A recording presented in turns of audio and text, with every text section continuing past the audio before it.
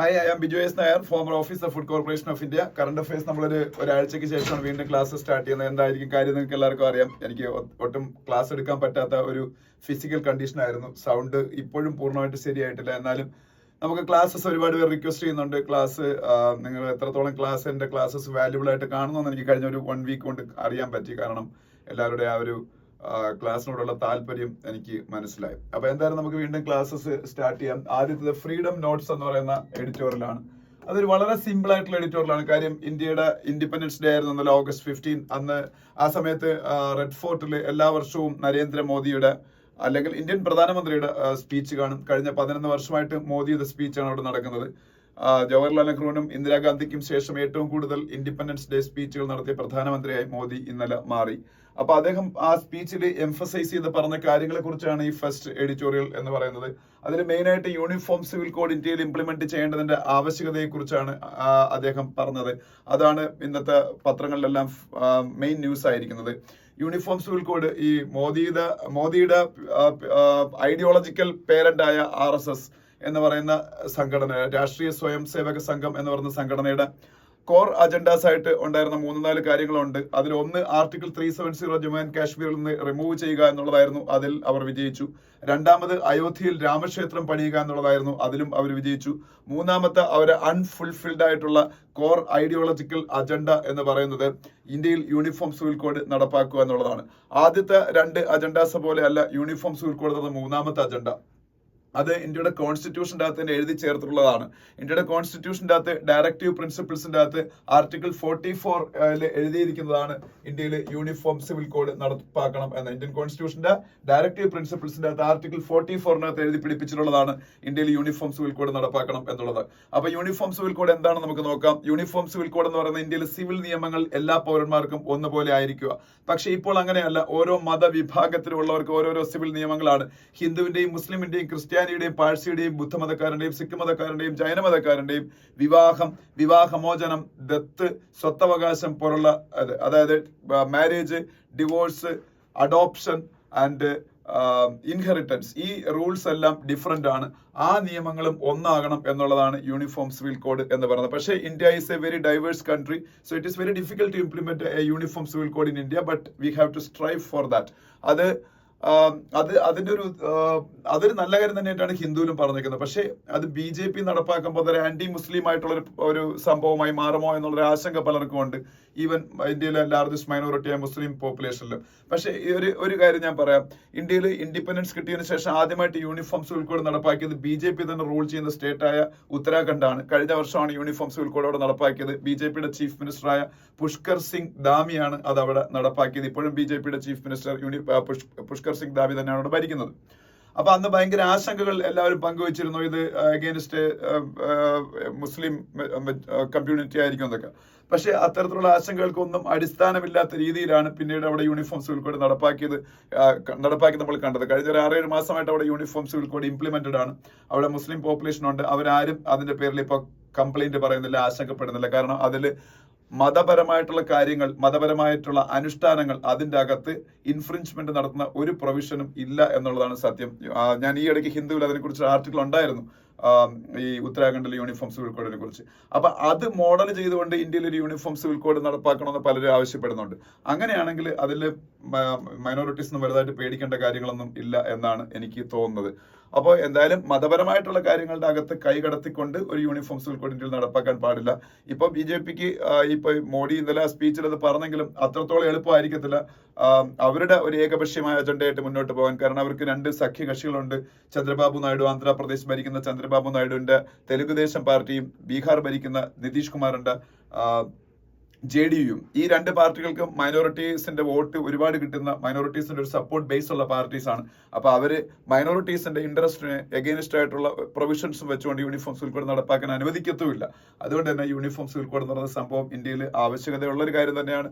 അത് നടപ്പാക്കാൻ കഴിയട്ടെ. അത് എല്ലാവർക്കും പ്രോബ്ലമും ഒന്നും ഇല്ലാത്ത രീതിയിൽ നടപ്പാക്കാൻ കഴിയട്ടെ എന്നുള്ളതാണ് അതിൽ പറയാനുള്ളത്. രണ്ടാമത്തെ കാര്യം, മോദി പറഞ്ഞ മറ്റൊരു കാര്യം, കറപ്ഷൻ അഗെയിൻസ്റ്റ് ആയിട്ട് വളരെ സ്ട്രോങ് ആയിട്ട് അവര് നടപടികൾ എടുക്കുന്നുണ്ട് എന്നുള്ളതാണ്.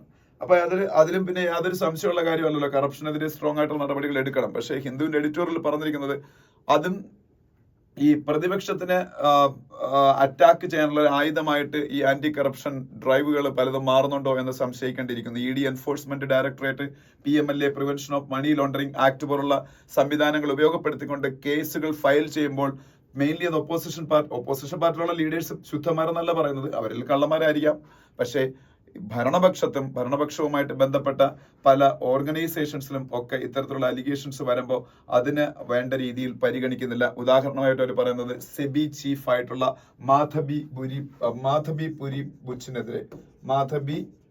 പുരി ബുച്ച്, ഇന്ത്യയുടെ SEBI securities and exchange board of ഇന്ത്യയുടെ ചീഫ് മാധബി പുരി ബുച്ചിനും അവരുടെ ഹസ്ബൻഡിനും എഗെയിൻസ്റ്റ് ആയിട്ട് ചില അലിഗേഷൻസ് ഹിൻഡൻബർഗ്, അദാനിക്കെതിരെ കുറെ വെളിപ്പെടുത്തലുകൾ നടത്തിയ ഹിൻഡൻബർഗ് എന്ന് പറഞ്ഞ അമേരിക്കൻ ഷോർട്ട് സെല്ലിംഗ് ഫേം പുറത്തു കൊണ്ടുവന്നെങ്കിലും സെബിക്കെതിരെയുള്ള ഈ ആരോപണങ്ങൾ ഇന്ത്യക്കെതിരെയുള്ള ആരോപണങ്ങളായിട്ടും ഇന്ത്യൻ ഫിനാൻഷ്യൽ വ്യവസ്ഥയെ തകർക്കാനുള്ള ഫോറിൻ നേഷൻസിന്റെ അല്ലെങ്കിൽ അവർ സപ്പോർട്ട് ചെയ്യുന്ന ഗ്രൂപ്പുകളുടെ ഒരു കോൺസ്പിരസി ആയിട്ട് മാത്രമേ ഗവൺമെന്റ് അതിനെ കൺസിഡർ ചെയ്യുന്നുള്ളൂ.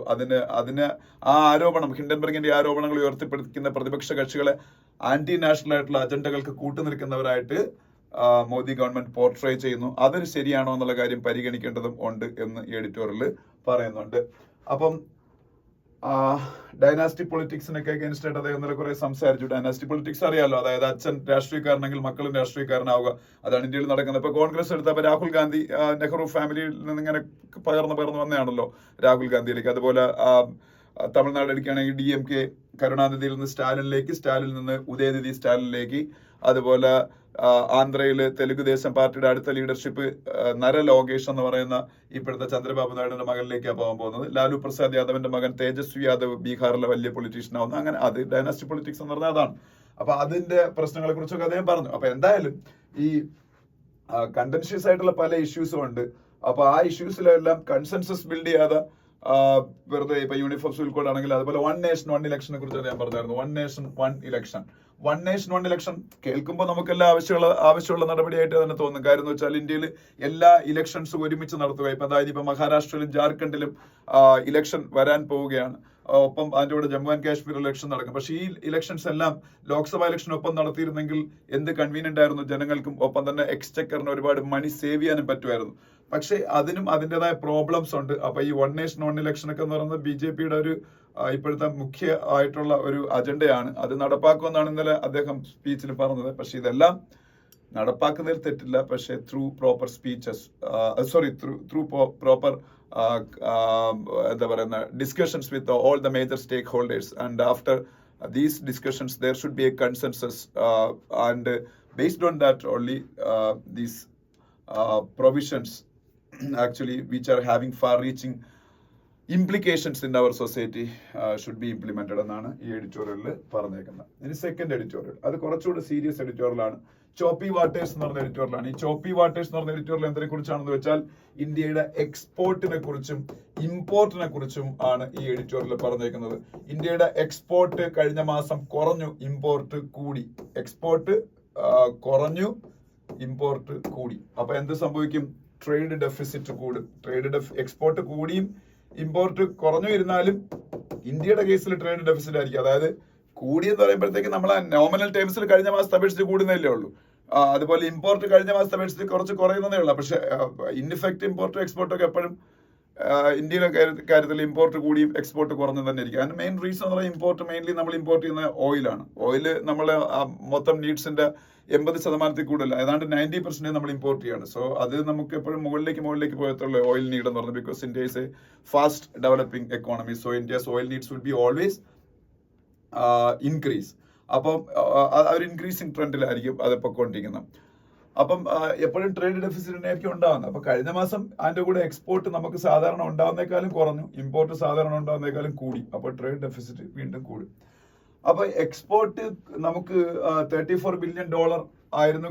പിന്നീട് $34 ബില്യൺ കൂടുതലായിരുന്നു കഴിഞ്ഞ മാസത്തൊക്കെ നമ്മളുടെ എക്സ്പോർട്ട് എന്ന് പറഞ്ഞാൽ. അതിപ്പം അതിനേക്കാളും കുറച്ച് കുറഞ്ഞു. അപ്പൊ ഇന്ത്യയുടെ മൊത്തം എക്സ്പോർട്ട് ചെയ്യുന്ന ഐറ്റംസ് ഏതാണ്ട് 30ഓളം മേജർ എക്സ്പോർട്ട് ഐറ്റംസ് നമുക്ക് ഇതിലുള്ളത്. അതിൽ 18 ഐറ്റംസിന്റെയും എക്സ്പോർട്ട് വാല്യൂ കൂടിയാണ് ചെയ്തത്. പക്ഷേ 10-12 ഐറ്റംസിന്റെ എക്സ്പോർട്ട് വാല്യൂ കുറഞ്ഞു. അപ്പൊ ഏതിന്റെയൊക്കെയാണ് കൂടിയത്, ഏതിന്റെയൊക്കെയാണ് കുറഞ്ഞത്, അതെല്ലാം ഇവർ പറയുന്നുണ്ട്. ഗാർമെന്റ്സിന്റെ ഒക്കെ എക്സ്പോർട്ട് കൂടി. ഗാർമെന്റ് എക്സ്പോർട്ട് ഇനി കുറച്ച് കാലത്ത് ഇന്ത്യയിൽ കൂടും. ടെക്സ്റ്റൈൽ എക്സ്പോർട്ട് അതിന്റെ കാര്യം വേറെ ഒന്നുമല്ല, ഇന്ത്യയുടെ തൊട്ടടുത്ത് കിടക്കുന്ന രാജ്യമായ ബംഗ്ലാദേശാണ് ഗാർമെന്റ് എക്സ്പോർട്ടിൽ അല്ലെങ്കിൽ ടെക്സ്റ്റൈൽ എക്സ്പോർട്ടിലെ super power because of the internal problems inside that country. Some of the exports happening from that nation will be shifted to the neighboring country, that is India. അപ്പം ഇന്ത്യയും ഒരു ടെക്സ്റ്റൈൽ മേഖലയിൽ ഒരു super power ആണ്. അപ്പൊ അതുകൊണ്ട് ഇന്ത്യക്ക് കുറച്ചുകൂടെ അവിടുന്ന് എക്സ്പോർട്ട് ഓർഡേഴ്സ് ഒക്കെ ബംഗ്ലാദേശിൽ നിന്ന് മാറി ഇന്ത്യയിലേക്ക് കിട്ടാൻ സാധ്യതയുണ്ട്. അപ്പം അതുകൊണ്ടാണോ എന്ന് അറിഞ്ഞൂടെ, എന്തായാലും എക്സ്പോർട്ട് കൂടി. ഹാൻഡിക്രാഫ്റ്റ്സിന്റെ നമ്മളുടെ എക്സ്പോർട്ട് കൂടി, ഇലക്ട്രോണിക്സിന്റെ എക്സ്പോർട്ട് കൂടി, അതെല്ലാം അതിൽ പറഞ്ഞുണ്ട്. അതേസമയത്ത് ചില സംഭവങ്ങളുടെ എക്സ്പോർട്ട് കുറഞ്ഞത്, ഫുഡിന്റെ എക്സ്പോർട്ട് കുറഞ്ഞു, കെമിക്കൽസിന്റെ എക്സ്പോർട്ട് കുറഞ്ഞു, ജെംസ് ആൻഡ് ജ്വല്ലറി എക്സ്പോർട്ട് കുറഞ്ഞു, അങ്ങനെയുള്ള കാര്യങ്ങളൊക്കെ അത് നമ്മൾ പഠിക്കൊന്നും വേണ്ട കാര്യം. ചില സെക്ടേഴ്സിന്റെ കൂടി ചില സെക്ടേഴ്സിന്റെ കുറഞ്ഞൊക്കെ ഇരിക്കും. അപ്പം അതുപോലെ നമ്മളുടെ പെട്രോളിയം എക്സ്പോർട്ട് കൂടി. അതേസമയത്ത് ഗോൾഡിന്റെ ഇമ്പോർട്ട് കുറഞ്ഞു.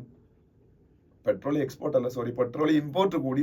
അതേസമയത്ത് ഗോൾഡിന്റെ ഇമ്പോർട്ട് കുറഞ്ഞു. അതേസമയത്ത് സിൽവറിന്റെ ഇമ്പോർട്ട് വീണ്ടും കൂടി. സിൽവറിന്റെ ഇമ്പോർട്ട് കൂടാൻ മെയിൻ ആയിട്ടുള്ള റീസൺ എന്ന് പറയുന്നത് നമ്മൾ ഈ ഇടയ്ക്ക് യുണൈറ്റഡ് അറബ് എമിറേറ്റ്സ് UAE ഒരു ഫ്രീ ട്രേഡ് എഗ്രിമെന്റ് ഉണ്ടാക്കി, ഒരു സ്വതന്ത്ര വ്യാപാര കരാർ. ഈ ഫ്രീ ട്രേഡ് എഗ്രിമെന്റ് അല്ലെങ്കിൽ സ്വതന്ത്ര വ്യാപാര കരാറിലെ ചില പ്രൊവിഷൻസ് യൂട്ടിലൈസ് ചെയ്തുകൊണ്ട് ഇന്ത്യയിൽ ഒരു സെസ് ഉണ്ട്, സ്പെഷ്യൽ എക്കണോമിക് സോൺ. ആ സെസ് സ്പെഷ്യൽ എക്കണോമിക് സോൺ എവിടെയാണെന്ന് വെച്ചാൽ പലയിടത്തും ഉണ്ട് സെസ് സ്പെഷ്യൽ എക്കണോമിക് സോൺ. ഇവിടെ തിരുവനന്തപുരത്തും ഉണ്ട്. ടെക്നോ പാർക്കിന്റെ ഫർദർ ആയിട്ട് നടന്ന എക്സ്പാൻഷൻസ് ഉണ്ടല്ലോ, അതില് ഈ ഇൻഫോസിസ് ഒക്കെ നിൽക്കുന്ന മേഖലയൊക്കെ സെസ് ആണ്. അതുപോലെ ഒരു സെസ് ആണ് ഗിഫ്റ്റ് സിറ്റി എന്ന് പറയുന്നത്. ഗിഫ്റ്റ് സിറ്റി എന്ന് പറഞ്ഞാൽ Gujarat international financial tech city എന്നുള്ളൊരു ഷോർട്ട് ഫോം ആണ് gift city. Gujarat international financial tech city gift city. ഇത് ഗുജറാത്തിലാണ്, അഹമ്മദാബാദിന് അടുത്താണ്. അവിടെ ഒരു സ്പെഷ്യൽ എക്കണോമിക് സോൺ ആണ് ഈ ഗിഫ്റ്റ് സിറ്റി എന്ന് പറയുന്നത്. അവിടെ IFSC international financial service centre ഒക്കെ ഉണ്ട്. ഇന്ത്യയുടെ ആദ്യത്തെ IFSC international financial service centre ഒക്കെ അവിടെയാണ്. അപ്പൊ ഇതിനകത്ത് പല റൂൾസും പല കമ്പനീസിന് ആപ്ലിക്കബിൾ അല്ല. ഇന്ത്യൻ റൂൾസ് ഒന്നും, ഇന്റർനാഷണൽ റൂൾസ് ഒക്കെയാണ് ആപ്ലിക്കബിൾ. ഈ ഗിഫ്റ്റ് സിറ്റിക്കകത്ത് കൂടെ സിൽവറിന്റെ ഇമ്പോർട്ട് ഈ ഇമ്പോർട്ട് ചെയ്യുന്ന ആൾക്കാർ ഭയങ്കരമായിട്ട് നടത്തിക്കൊണ്ടിരിക്കുകയാണ്. അപ്പോ ഓൾറെഡി അവിടെ കുറെ ടാക്സ് എക്സംഷൻസും എല്ലാം ഉണ്ട്. അതിന്റെ കൂടെ UAE ഇന്ത്യയായിട്ട് ഉണ്ടാക്കിയ ഫ്രീ ട്രേഡ് എഗ്രിമെന്റിന്റെ വ്യവസ്ഥകളോടെ പ്രയോജനപ്പെടുത്തിക്കൊണ്ടാണ് ഈ ഗിഫ്റ്റ് സിറ്റി വഴിയുള്ള സിൽവറിന്റെ ഇമ്പോർട്ട് ഭയങ്കരമായിട്ട് നടക്കുന്നത്. അതുവഴി ഗവൺമെന്റിന് ഒരുപാട് ടാക്സ് നഷ്ടപ്പെടുന്നത് ഈ ഇടയ്ക്ക് ഹിന്ദുവിന് ന്യൂസ് ഒക്കെ ഉണ്ടായിരുന്നു. തൗസൻഡ്സ് ഓഫ് ക്രോഡ്സിന്റെ ടാക്സ് ആണ് അത് വഴി നഷ്ടപ്പെട്ടുകൊണ്ടിരിക്കുന്നത്. അപ്പൊ എന്തായാലും അതുകൂടെ പറയുന്നുണ്ട്. UAE ഉണ്ടാക്കിയ ഫ്രീ ട്രേഡ് എഗ്രിമെന്റിലെ വ്യവസ്ഥകൾ ഉപയോഗപ്പെടുത്തിക്കൊണ്ട് സിൽവറിന്റെ import hundreds of percentage India വഴി കൂടിക്കൊണ്ടിരിക്കുകയാണ്. അപ്പൊ അങ്ങനെ ഓരോ സാധനങ്ങളുടെയും ഇമ്പോർട്ടിന്റെയും എക്സ്പോർട്ടിന്റെയും വാല്യൂയിലെ വ്യത്യാസം as compared to the previous month or as compared to the previous year, അതൊക്കെയാണ് ഇതിന്റെ ഫസ്റ്റ് പാരഗ്രാഫിൽ പറയുന്നത്. സെക്കൻഡ് പാരഗ്രാഫിൽ പറയുന്നത് ഇങ്ങനെയൊക്കെ ആണെങ്കിലും ഗവൺമെന്റ് ഓഫ് ഇന്ത്യ ഇതിനെ കുറിച്ച് ടു മച്ച് വറീഡ് അല്ല. അതിന്റെ government of India too much worried ആവാത്ത കാരണം എന്താണെന്ന് വെച്ചാൽ ഈ വേൾഡ് ട്രേഡ് ഓർഗനൈസേഷന്റെ ഓൾറെഡി പ്രഡിക്ഷൻ ഉണ്ട്. WTO ആണല്ലോ ഇത്, വേൾഡ് ട്രേഡ് ഓർഗനൈസേഷൻ ആണല്ലോ. വേൾഡ് ട്രേഡുമായിട്ട് ബന്ധപ്പെട്ട പല പ്രഡിക്ഷൻസ് നടത്തുന്ന, പല റൂൾസ് ഇംപ്ലിമെന്റ് ചെയ്യുന്നതും ഒക്കെ. അപ്പൊ അവരുടെ പ്രഡിക്ഷൻ അനുസരിച്ച് ലാസ്റ്റ് ഇയറിനെ അപേക്ഷിച്ച് ഈ വർഷത്തെ എക്സ്പോർട്ട്, ടോട്ടൽ എക്സ്പോർട്ട് വേൾഡിന്റെ കൂടുതലായിരിക്കും. അതിന്റെ കാര്യം എന്ന് വെച്ചാൽ ഈ കഴിഞ്ഞ വർഷമൊക്കെ ലോകത്തിൽ ഭയങ്കര ജിയോ പൊളിറ്റിക്കൽ പ്രോബ്ലംസ് ഉണ്ടായ സമയമാണ്. അതിന്റെ കൂടെ പല രാജ്യങ്ങളിലും ഇൻഫ്ലേഷൻ ഭയങ്കരമായിട്ട് കൂടിയിരുന്നു. പക്ഷെ ഇപ്പോൾ inflation is very much under control in many of those countries. അതൊരു കാര്യം. ഈ ജിയോ പൊളിറ്റിക്കൽ ടെൻഷൻസ് ഒക്കെ അതുപോലെ തന്നെ നിൽക്കുന്നുണ്ട്. യുക്രൈൻ റഷ്യ വാറും ഇസ്രായേൽ ഗാസ വാറും ഒക്കെ അതുപോലെ നിൽക്കുന്നുണ്ട്. പക്ഷെ സ്റ്റിൽ ഇൻഫ്ലേഷൻ ഒക്കെ ഒരുവിധം അണ്ടർ കൺട്രോൾ ആയി മിക്കവാറുള്ള മേജർ എക്കോണമീസിലെല്ലാം. അതുകൊണ്ട് ആ എക്കോണമീസ് എന്നുള്ള ഈ സാധനങ്ങൾക്ക് ഡിമാൻഡ് കൂടും എന്നുള്ളൊരു അസംഷൻ. അപ്പം അതിന്റെ അടിസ്ഥാനത്തിലാണ് അവർ പറഞ്ഞേക്കുന്നത് ഈ വർഷം എക്സ്പോർട്ട് ടോട്ടലി വേൾഡിൽ കൂടുതലായിരിക്കും. അപ്പൊ അത് ഇന്ത്യയും വിശ്വസിക്കുന്നുണ്ട്. അപ്പൊ ഇന്ത്യയുടെ മേജർ എക്സ്പോർട്ട് ഡെസ്റ്റിനേഷൻസിൽ എല്ലാം ഇപ്പോൾ അത്യാവശ്യം റോസി ആയിട്ടുള്ള ഒരു എക്കണോമിക് പിക്ചറാണ് ഉള്ളത്. സോ ഇന്ത്യയുടെ എക്സ്പോർട്ട് കൂടും എന്നുള്ള ഇന്ത്യയുടെ പ്രതീക്ഷ.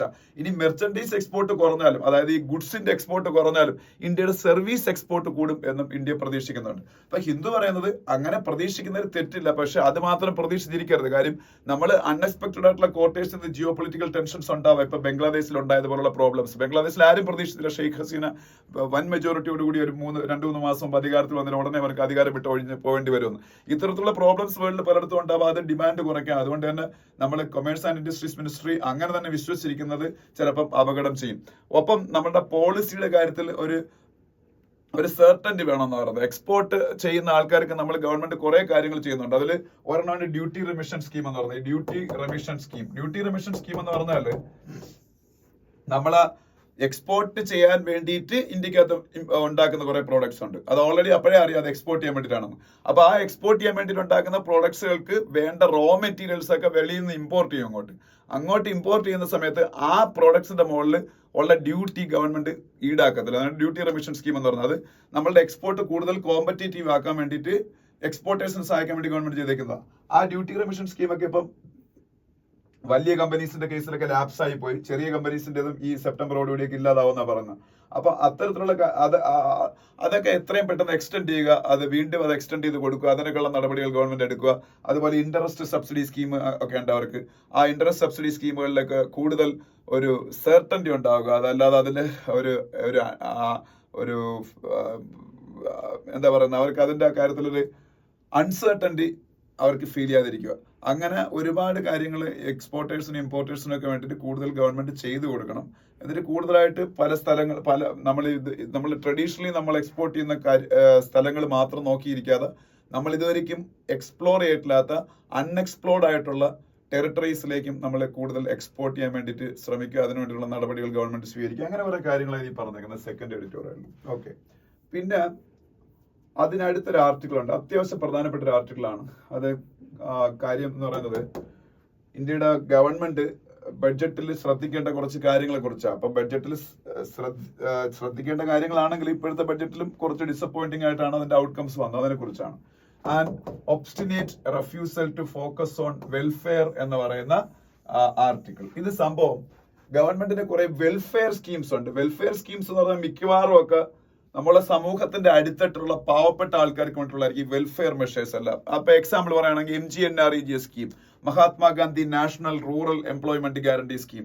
അത് ഇന്ത്യയിലെ റിച്ച് ആയിട്ടുള്ള ആൾക്കാർക്ക് വേണ്ടിയിട്ടാണ്, only four poor people.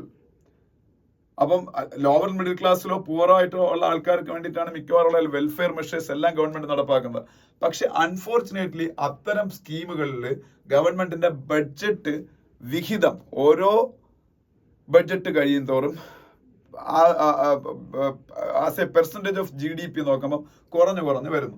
Example പറയുകയാണെന്നുണ്ടെങ്കിൽ ഇന്ത്യയിൽ ഇപ്പോ ഈ MGNREGA NFSA ആണ് അവർ ഫസ്റ്റ് ആയിട്ട് പറഞ്ഞത്. അത് പറയുന്നതിന് മുമ്പ് ഇതിൽ വേറെ ഒരു പോയിന്റ് പറയാൻ വിട്ടുപോയി. ഇന്ത്യയുടെ 34% പോപ്പുലേഷൻ ഇപ്പോഴും 100 രൂപയിൽ താഴെ ഉപയോഗിച്ചാണ് ഒരു ദിവസം ജീവിക്കുന്നതെന്നാണ് പറയുന്നത്. അതവര് പ്രോപ്പറായിട്ട് അനലൈസ് ചെയ്ത് റിസർച്ച് ചെയ്തെടുത്ത ഡേറ്റ ആണെന്ന് എനിക്ക് അറിഞ്ഞുകൂടാ. അത് അവര് ആ ഡേറ്റയുടെ അവലംബം, ആ ഡേറ്റ എവിടെ നിന്ന് എടുത്താണെന്ന് അവർ പറയുന്നില്ല. അതുകൊണ്ട് തന്നെ അത് ശരിയാണെന്നുള്ള കാര്യം നിങ്ങൾ ചെക്ക് ചെയ്തോളണം. അവർ പറയുന്നത് ആ ഡേറ്റ അവർ എവിടെ എടുത്തൊന്നും പറയുന്നില്ല. 34% ഓഫ് ഇന്ത്യയുടെ പോപ്പുലേഷൻ ഇപ്പോഴും 100 രൂപയിൽ താഴെ കൊണ്ടാണ് ഒരു ദിവസം കഴിച്ചു കൂട്ടുന്നതെന്നാണ് ഇത് പറയുന്നത്. അതുപോലെ ഇന്ത്യയിലെ, അത് കറക്റ്റ് ആണ്, രണ്ടാമത് പറയുന്നത് ഇന്ത്യയിലെ 81 crore ആൾക്കാർ ഇപ്പോഴും ഫ്രീ റേഷന്റെ ഉപഭോക്താക്കളാണ്. അതാണല്ലോ നമ്മളുടെ നാഷണൽ ഫുഡ് സെക്യൂരിറ്റി ആക്ടിന്റെ NFSA എന്ന് പറയുന്നത് നാഷണൽ ഫുഡ് സെക്യൂരിറ്റി ആക്ട്. അത് മൻമോഹൻ സിംഗ് ഗവൺമെന്റ് കൊണ്ടുവന്നതാണ് NFSA, national food security act.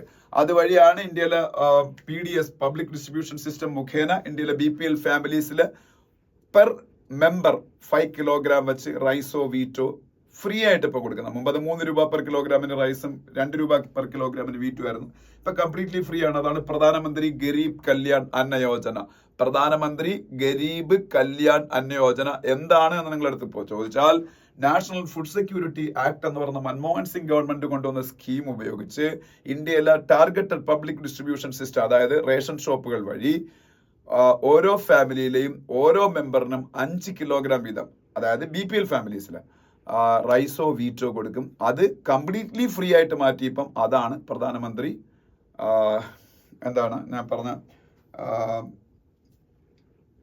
സ്കീമിന്റെ പേരങ്ങത്താല് പോയി, ഞാൻ കുറച്ചു മുമ്പേ പറഞ്ഞായിരുന്നു. പ്രധാനമന്ത്രി ഗരീബ് കല്യാൺ അന്ന യോജന എന്ന് പറഞ്ഞത്, പ്രധാനമന്ത്രി ഗരീബ് കല്യാൺ അന്ന യോജന. ഓക്കെ, അപ്പം ഈ Mahatma Gandhi national rural employment guarantee scheme, ഈ പ്രധാനമന്ത്രി ഗരീബ് കല്യാൺ അന്ന യോജന നിങ്ങൾക്ക് മനസ്സിലായി, അത് ഇതിൻ്റെ അകത്ത് വരുന്നുണ്ട്.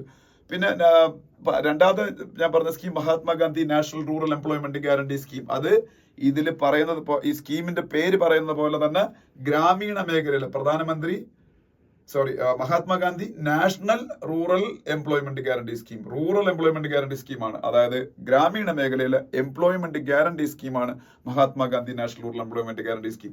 ആ സ്കീം വഴി 100 തൊഴിൽ ദിനങ്ങൾ, 100 ദിവസത്തെ തൊഴിൽ ഇന്ത്യയിലെ തൊഴിൽ രഹിതരായിട്ടുള്ള ആൾക്കാർക്ക് കൊടുക്കുവാണ്. അപ്പം ഈ 2 സ്കീമിലും ഇപ്പൊ എന്ത് സംഭവിച്ചു എന്ന് നോക്കാം. ഇന്ത്യയുടെ നാഷണൽ ഫുഡ് സെക്യൂരിറ്റി ആക്ട് അല്ലെങ്കിൽ പ്രധാനമന്ത്രി ഗരീബ് കല്യാൺ അന്ന യോജനയ്ക്ക് കഴിഞ്ഞ ബഡ്ജറ്റിൽ 0.72% ഓഫ് GDP ആണ് അതിനുവേണ്ടി സ്പെൻഡ് ചെയ്തത്. GDPയുടെ മൊത്തം ഗ്രോസ് ഡൊമസ്റ്റിക് പ്രോഡക്റ്റിന്റെ 0.72% സ്പെൻഡ് ചെയ്തപ്പോൾ ഈ വർഷം അത് 0.63% ഓഫ് GDP ആയിട്ട് കുറച്ചു. അപ്പൊ 81 കോടി ആൾക്കാർ അതിനെ ഡിപ്പെൻഡ് ചെയ്താ ജീവിക്കുന്നത്, എന്നിട്ടും ഗവൺമെന്റ് അങ്ങനെയാണ് ചെയ്തത്. അതുപോലെ രണ്ടാമതായിട്ട് പിന്നീട് MGNRE, Mahatma Gandhi national rural employment guarantee scheme, 2 ഇതാണല്ലോ നമ്മൾ ആദ്യം പറഞ്ഞത്. അത് 0.2% ഓഫ് GDP ആയിട്ട് കുറച്ചു ഇപ്പോഴത്തെ ബഡ്ജറ്റിൽ. അതിന്റെ എക്സ്പെൻഡിച്ചർ അത് കഴിഞ്ഞ 0.29% ഓഫ് GDP ആയിരുന്നു. അപ്പൊ 2 വെൽഫെയർ മെഷേഴ്സ് ഇന്ത്യയിലെ കോമൺ മാനായ പുവർ പീപ്പിളിന്, ഇന്ത്യയിലെ എസ്പെഷ്യലി റൂറൽ ഏരിയസിലെ പുവർ പീപ്പിളിന് ആണ് ഏറ്റവും ബെനിഫിഷ്യൽ ആയിട്ടുള്ള സ്കീമുകളാണിത്. 2ന്റെയും ബഡ്ജറ്റ് അലോക്കേഷൻ കുറയ്ക്കുകയാണ് ചെയ്തത്. അപ്പോ ഇത് 2 പേര് പറയുന്നുണ്ട്. പിന്നെ അവര് പറയുന്നത് വെച്ചാല് ഇന്ത്യയിലെ വൾണറബിൾ ഗ്രൂപ്പുകളായ വിഡോസ്, വിധവകൾ, എൽഡർലി, അതായത് ഇപ്പൊ സീനിയർ സിറ്റിസൺസ് ഒക്കെ ആയിട്ടുള്ള ആൾക്കാർ, അതുപോലെ ഡിസേബിൾഡ് ഇൻഡിവിജ്വൽസ്, ഫിസിക്കലി ചലഞ്ചഡ് ആയിട്ടുള്ള ആൾക്കാർക്ക്, ഇവർക്ക് എല്ലാവർക്കും വേണ്ടി നാഷണൽ സോഷ്യൽ അസിസ്റ്റൻസ് പ്രോഗ്രാം ഉണ്ട്. എന്താണ് national social assistance programme for widows, elderly and physically challenged ആൾക്കാർ. അവർക്ക് ആ എമൗണ്ട് ആയി കേട്ടാൽ നമുക്ക് ചിരി വരും, അത്രയും ചെറിയ എമൗണ്ട് ആണ്. ജസ്റ്റ് 200 rupees ആണ് പെർ മന്ത് എൽഡർലിക്ക് കൊടുക്കുന്നത്, 300 rupees ആണ് വിഡോസിന് കൊടുക്കുന്നത്. ആ എമൗണ്ട് പോലും ഇപ്പൊ GDPയുടെ 0.03% ആയിരുന്നു 2014-15 കൊടുത്തോണ്ടിരുന്നത്. ഇപ്പൊ GDPയുടെ 0.06% ആയിട്ട് കുറഞ്ഞു. അപ്പൊ അതിന്റെ പകുതിയായിട്ട് കുറഞ്ഞു. മനസ്സിലായോ? അപ്പോ അല്ല, 0.06% നിന്ന് 0.03% ആയിട്ട് കുറഞ്ഞു. അപ്പൊ അതിന്റെ പകുതിയായിട്ട് കുറഞ്ഞു. അപ്പൊ ഈ കൊടുക്കുന്ന എമൗണ്ട് പോലും വളരെ കുറവാണ്. 200 രൂപയും 300 രൂപയാണ്. വിഡോസിന് 300 രൂപയും എൽഡർലി ആയിട്ടുള്ള ആൾക്കാർക്ക് 200 രൂപയാണ് കൊടുത്തുകൊണ്ടിരുന്നത് മന്ത്ലി. അതിനുവേണ്ടിയുള്ള അലോക്കേഷൻസ് പോലും കഴിഞ്ഞ 10 വർഷം മുമ്പുള്ളതായിട്ട് കമ്പയർ ചെയ്യുമ്പോൾ ഹാഫ് ആയിട്ട് കുറഞ്ഞു. അതുപോലെ നമ്മളെ ഇന്ത്യ ഇനി വിമന്റെയും കുട്ടികളുടെയും കാര്യം എടുത്താൽ, സ്ത്രീകളുടെയും കുട്ടികളുടെയും കാര്യം എടുത്താൽ, ഏറ്റവും കൂടുതൽ അതൊരു പേഷ്യന്റ് എന്ന് പറയാൻ പറ്റൂല, അനീമിയ എന്ന് പറഞ്ഞ അവസ്ഥ നമ്മൾ ഫേസ് ചെയ്യുന്ന അതൊരു പോഷകാഹാര കുറവാണല്ലോ. അപ്പം വൈറ്റമിൻ അയണിന്റെ ഒക്കെ കുറവാണ് നമ്മളുടെ ഈ അനീമിക്കൊക്കെ കാരണം എന്ന് പറഞ്ഞാൽ ഈ വിളർച്ച എന്ന് പറയുന്ന സംഭവം. അതൊക്കെ ലോകത്തെ ഏറ്റവും കൂടുതലുള്ള കുട്ടികളും സ്ത്രീകളും ഇന്ത്യയിലാണ്. അപ്പൊ ഇന്ത്യയിലെ 5 വയസ്സിൽ താഴെയുള്ള 50% കൂടുതൽ കുട്ടികളും ഏതെങ്കിലും തരത്തിലുള്ള മാൽ ന്യൂട്രീഷൻ ഫേസ് ചെയ്യുന്നുണ്ടെന്നാണ് സ്റ്റഡികൾ പറയുന്നത്. അനീമിയ ഇന്ത്യയിലെ വിമന്റെ കൂട്ടത്തില് 20%, കുട്ടികളുടെ കൂട്ടത്തിൽ 15% ആൾക്കാർക്ക് അനീമിയ ഉണ്ട്. പറഞ്ഞതിൽ തെറ്റുണ്ട്, സോറി. ഗ്ലോബൽ ആവറേജുമായിട്ട് കമ്പയർ ചെയ്യുമ്പോൾ 20% കൂടുതൽ സ്ത്രീകൾക്കും 15% കൂടുതൽ കുട്ടികൾക്കും ഇന്ത്യയിൽ അനീമിയ ഉണ്ട്. അപ്പം അത്തരത്തിലുള്ള ഒരു അവസ്ഥയാണ് ഇന്ത്യയിലുള്ളത്. അപ്പം ഇന്ത്യയിലെ കുട്ടികളുടെ 50% കൂടുതൽ കുട്ടികളും ഏതെങ്കിലും രീതിയിലുള്ള മാൽ ന്യൂട്രീഷൻ ഫേസ് ചെയ്യുന്നുണ്ട്. അതുപോലെ അനീമിയയുടെ കാര്യം എടുക്കുകയാണെന്നുണ്ടെങ്കിൽ ഗ്ലോബൽ ആവറേജുമായിട്ട് കമ്പയർ ചെയ്യുമ്പോൾ അതിനേക്കാൾ 20% കൂടുതലാണ് ഇന്ത്യയിലെ സ്ത്രീകളുടെ അനീമിയ. അതുപോലെ കുട്ടികളുടെ അനീമിയ 15% ഗ്ലോബൽ ആവറേജിനേക്കാളും കൂടുതലാണ്. ഇതിനെയൊക്കെ ഓവർകം ചെയ്യാൻ വേണ്ടി ഗവൺമെന്റ് ഓഫ് ഇന്ത്യ ഒരു സ്കീം കൊണ്ടുവന്നതിന്റെ പേര് പോഷൻ എന്നാണ്. പോഷന് ഒരു എക്സ്പാൻഷൻ ഉണ്ട്. Prime minister's overarching scheme for holistic nourishment. Prime minister's overarching scheme for holistic nourishment, Poshan. ആ സ്കീമിന്റെ അലോക്കേഷനും ബഡ്ജറ്റ് അലോക്കേഷനും 10 വർഷം മുമ്പുള്ളതായിട്ട് കമ്പയർ ചെയ്യുമ്പോൾ 0.03% GDP ആയിരുന്നു 10 വർഷം മുമ്പ്. അത് 0.06% GDP ആയിട്ട് കുറഞ്ഞു. അതുപോലെ മിഡ് ഡേ മീൽ സ്കീം നിങ്ങൾക്ക് അറിയാം, കുട്ടികൾക്ക് സ്കൂളിൽ ഉച്ചഭക്ഷണം കൊടുക്കുന്ന സ്കീമില്ലേ, അതിന്റെ അലോക്കേഷനും പഴയ വർഷങ്ങൾ അപേക്ഷിച്ച് നോക്കുമ്പോഴത്തേക്ക് കുറയുന്നു. അതുപോലെ തമിഴ്നാട് ഗവൺമെന്റ് ഒക്കെ ബ്രേക്ക്ഫാസ്റ്റും കൂടെ കൊടുക്കാൻ വേണ്ടിയുള്ള സ്കീം സെൻട്രൽ ഗവൺമെന്റിന്റെ മുന്നിൽ വെച്ചിട്ട് അത് അവര് ഫണ്ടില്ല എന്ന് പറഞ്ഞ് അത് തഴയുകയാണ് ചെയ്തത്. അപ്പോ നമ്മളെ സ്കൂളിലെ കുട്ടികൾക്ക്, സ്കൂളിൽ വന്ന് പഠിക്കുന്ന കുട്ടികൾക്ക്, ഇപ്പൊ നമ്മൾ കാണുന്ന കുട്ടികളല്ല, വളരെ ദരിദ്രരായിട്ടുള്ള പാവപ്പെട്ട കുട്ടികളുണ്ട്. ഈ മിഡ് ഡേ മീൽ സ്കീമും ബ്രേക്ക്ഫാസ്റ്റും ഒക്കെ കിട്ടാൻ വേണ്ടി മാത്രം സ്കൂളിൽ വരുന്ന കുട്ടികളുണ്ട്. അത് അവരുടെ ലൈഫിലും അവരുടെ ന്യൂട്രീഷൻ ഇൻടേക്കിലും ഒക്കെ വലിയ മാറ്റങ്ങൾ വരുന്നു. അപ്പൊ അതുകൊണ്ട് തന്നെ അതിന് വളരെ വളരെ പോസിറ്റീവ് ആയിട്ടുള്ള ആസ്പെക്ട്സ് ഉള്ള സ്കീമുകളാണ്. അപ്പൊ അതിന്റെയൊക്കെ കവറേജ് കൂട്ടാനാണ് ഗവൺമെന്റ് ശ്രമിക്കേണ്ടത്. പക്ഷേ അതല്ല സംഭവിക്കുന്നത്. പിന്നെ എഡ്യൂക്കേഷന്റെ മുകളിലുള്ള സെൻട്രൽ ഗവൺമെന്റിന്റെ എക്സ്പെൻഡിച്ചറും ലാസ്റ്റ് ഇയറിനെ അപേക്ഷിച്ച് ഇപ്പം ലാസ്റ്റ് ഇയർ 0.25% GDP ആയിരുന്നു, അത് 0.22% GDP ആയിട്ട് കുറഞ്ഞത്. എഡ്യൂക്കേഷന്റെ ഫുൾ എഡ്യൂക്കേഷൻ അല്ലാതെ ഒരു പറഞ്ഞത് പ്രൈമറി ആൻഡ് സെക്കൻഡറി എഡ്യൂക്കേഷന്റെ കാര്യം ഒരു ഇതിൽ പറഞ്ഞേക്കുന്നത്. അപ്പൊ പ്രൈമറി എഡ്യൂക്കേഷൻ ഇന്ത്യയിൽ ഒരുപാട് ഇമ്പ്രൂവ് ചെയ്യുന്നുണ്ട്, എൻറോൾമെന്റ് റേറ്റ് ഒക്കെ ഭയങ്കരമായിട്ട് കൂടുന്നുണ്ട് ഇപ്പോഴും. പക്ഷേ ക്വാളിറ്റി ഓഫ് എഡ്യൂക്കേഷൻ ഇന്ത്യയിൽ കുറവാണ്, പ്രോപ്പർ ഇൻഫ്രാസ്ട്രക്ചർ ഇല്ല. അപ്പൊ അതൊക്കെ ക്രിയേറ്റ് ചെയ്യുന്നതിനായിട്ട് ഗവൺമെന്റ് അത് കൂടുതൽ സ്പെൻഡ് ചെയ്യേണ്ട സമയമാണ്. ആകെപ്പാടെ ഒരു കാര്യത്തിൽ മാത്രമാണ് നല്ലത് സംഭവിക്കുന്നത്. ഹെൽത്ത് സെക്ടറിന് വേണ്ടിയിട്ടുള്ള ബഡ്ജറ്റ് അലോക്കേഷൻ മുമ്പത് 0.25% ആയിരുന്നത് ഈ വർഷം അത് 0.28% ഓഫ് GDP ആയിട്ട് കൂടിയിട്ടുണ്ട്. അത് മാത്രം കൂടിയാൽ നല്ല കാര്യമാണ്. 0.2% ഓഫ് GDP ആയിട്ട് കൂടി. പക്ഷേ അതും അഡ്യൂക്കേറ്റ് ആണെന്ന് വെച്ചാൽ ലെസ് ദാൻ അഡ്യൂക്കേറ്റ് ആണ്. കാര്യം പ്രത്യേകിച്ച് ഇന്ത്യയിൽ out of pocket expenditure four treatment ഒരുപാട് ആൾക്കാർക്ക് അതൊരു വളരെ സഹിക്കാൻ പറ്റാത്ത ബേർഡൻ ആണ്. ഒരുപാട് ആൾക്കാർ പോവർട്ടിയിലേക്ക് പോകുന്ന ഒരു കാര്യമാണ് out of pocket expenditure four treatment. അപ്പൊ അതുകൊണ്ട് ഈ 0.28% ഓഫ് GDP ഒന്നും പോരാ ഹെൽത്ത് സെക്ടറിൽ നമ്മൾ സ്പെൻഡ് ചെയ്യാൻ. പക്ഷെ സ്റ്റിൽ അത് കൂടിയിട്ടുണ്ട് കുറച്ച്, നല്ല കാര്യം. ഇനി ലാസ്റ്റ് ലെവൽ പറയുന്ന വെച്ചാൽ നമ്മൾ ഈ പറഞ്ഞ എല്ലാ സ്കീംസും കൂടെ ആഡ് ചെയ്ത, അതായത് Mahatma Gandhi national rural employment guarantee scheme, national food security act, portion, health, അതുപോലെ എഡ്യൂക്കേഷൻ എല്ലാം കൂടെ ആഡ് ചെയ്താല് 2014-15 മോഡി ഗവൺമെന്റ് അധികാരത്തിൽ വരുന്ന സമയത്ത് 2.1% ഓഫ് GDP ആണ് അതിനുവേണ്ടി സ്പെൻഡ് ചെയ്തിരുന്നത്. അതിപ്പോ 1.53% ഓഫ് GDP ആയിട്ട് കുറഞ്ഞു. കോവിഡിന്റെ സമയത്തൊക്കെ നമ്മൾ അതിന് വേണ്ടിയിട്ട് 4.31% ഓഫ് GDP സ്പെൻഡ് ചെയ്ത. പക്ഷെ കോവിഡിന്റെ സമയത്ത് ഇപ്പം കമ്പയർ ചെയ്യേണ്ട, കോവിഡിന്റെ സമയത്ത് ഇതിനൊക്കെ കൂടുതൽ സ്പെൻഡ് ചെയ്യേണ്ടി വരും. Mahatma Gandhi national rural employment guarantee സ്കീമിനും ഫുഡിന് ഫ്രീ ഫുഡ് കൊടുക്കാനൊക്കെ. എന്നാൽ പോലെ ഈ ഒരു കണക്ക് തന്നെ വളരെ കുറഞ്ഞിട്ടുണ്ട്. 2.1% ഓഫ് GDP 2014-15 ഇതിനെല്ലാത്തിനും കൂടെ സ്പെൻഡ് ചെയ്തുകൊണ്ടിരുന്നതാണ്. അതിപ്പം 1.53% ഓഫ് GDP ആയിട്ട് കുറഞ്ഞു. അതേസമയത്ത് വേറൊരു സൈഡിൽ ഗവൺമെന്റ് കോർപ്പറേറ്റ് ടാക്സ് കട്ട് ചെയ്ത് ഏതാണ്ട് 8 ലക്ഷം രൂപ റവന്യൂ വേണ്ടെന്ന് വയ്ക്കുന്നു. കോർപ്പറേറ്റ് ടാക്സ് എന്ന് പറഞ്ഞാൽ കമ്പനികൾ കൊടുക്കേണ്ട ടാക്സ്. ആ ടാക്സ് കട്ട് ചെയ്തിട്ട് പിന്നീട് ഏതാണ്ട് 8 ലക്ഷം കോടി രൂപ ഗവൺമെന്റ് കഴിഞ്ഞ കുറെ കാലം കൊണ്ട് വേണ്ടെന്ന് വെച്ചു. അപ്പോഴാണ് അതിനെ കോമ്പൻസേറ്റ് ചെയ്യാൻ വേണ്ടി പൂർ ആയിട്ടുള്ള ആൾക്കാർക്ക് വേണ്ടിയിട്ടുള്ള വെൽഫെയർ മെഷേഴ്സിൽ ഗവൺമെന്റ് ഇങ്ങനെ കട്ടിങ് വരുന്ന തെറ്റായ നടപടിയാണെന്നുള്ള രീതിയിലുള്ള ഒരു ആർട്ടിക്കിളാണിത്. ഓക്കെ, പിന്നെ നമുക്ക് ആവശ്യമുള്ള ഇത് മാത്രം ഡിസ്കസ് ചെയ്ത് പോവാം. Does India lack a sporting culture outside cricket? ഇത് ഫ്രൈഡേയിൽ എല്ലാ ദിവസവും ഇതുപോലെ ഒരു ക്വസ്റ്റ്യൻ ആൻസർ സെഷൻ വരാറുണ്ട്. അത് ഇന്നത്തെ ക്വസ്റ്റ്യൻ ആൻസർ സെഷൻ എന്ന് പറയുന്നത് does India lakhs A sporting culture outside cricket എന്ന് പറയുന്ന സംഭവമാണ്. വായിച്ചു നോക്കുക. സ്പോർട്സിനെ കുറിച്ച് മാത്രമുള്ള ഒരു ആർട്ടിക്കിളാണ്. നിങ്ങൾക്ക് വായിച്ചാൽ മനസ്സിലാവുന്ന കാര്യമാണ്. ഇന്ത്യ ക്രിക്കറ്റിന് വെളിയിൽ ഒരു സ്പോർട്ടിംഗ് കൾച്ചർ ഡെവലപ്പ് ചെയ്തെടുക്കുന്നതിൽ പരാജയമാണോ എന്നാണ്. പൂർണ്ണമായിട്ടും പരാജയം നമുക്ക് പറയാൻ പറ്റൂല, പക്ഷേ പല മേഖലകളിലും ഒരുപാട് ഇമ്പ്രൂവ്മെന്റ് ആവശ്യമുണ്ട് എന്ന് തന്നെയാണ് അവരും പറയുന്നത്. നിങ്ങൾ വായിച്ചു നോക്കിയാൽ മതി താല്പര്യമുള്ളവര്. ഇനി why did ജപ്പാൻസ് prime minister step down എന്ന് പറയുന്ന ഒരു ആർട്ടിക്കിൾ കാണാം.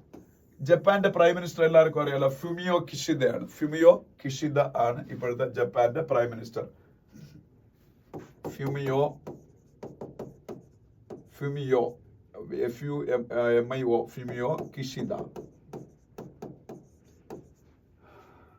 ഷിൻസോ അബെ ആയിരുന്നു പ്രൈം മിനിസ്റ്റർ. അദ്ദേഹം മാറിക്കൊടുത്തിട്ടാണ് ഫുമിയോ കിഷിദ അവിടുത്തെ പ്രൈം മിനിസ്റ്റർ ആവുന്നത്. അപ്പൊ ഫുമിയോ കിഷിദ എന്തായാലും അടുത്ത ഇലക്ഷൻ, അവിടെ ഇപ്പം ഉടനെ അടുത്ത ഇലക്ഷൻ വരും ജപ്പാനിലെ അടുത്ത ഇലക്ഷൻ വരുമ്പോൾ അവിടെ പ്രൈം മിനിസ്റ്റർ ആവുന്ന ഏതാണ്ട് ഉറപ്പായിരിക്കുകയാണ്. അദ്ദേഹം സ്റ്റെപ്പ് ഡൗൺ ചെയ്തിരിക്കുകയാണ്.